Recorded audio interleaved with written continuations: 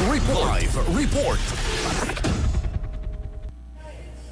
Makadawat og laing cash assistance ang mga senior citizens sa Dakbayan sa Sugbo. Sugod Pebrero 13 hangtod na sa 15. So wala pa sa pahibaw sa opisina ni Mayor Nestor Archibal. Matod sa Mayor, ang ipaghatag nga cash assistance naglangkob sa duha ka buwan ubos sa senior citizens financial assistance nga nagkatidad og 2,000 pesos matag benepisyaryo sanglit tag sa kalibo matag buwan ang ilang ayuda.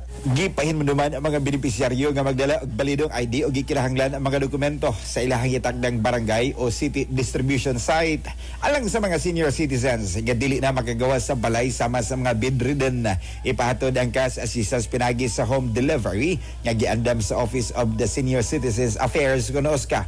Ang miaging payout nga may katapos yan sa tuig 2025 gihimo niadtong December 11 nga naglagom usab sa duha ka buwan nga cash assistance.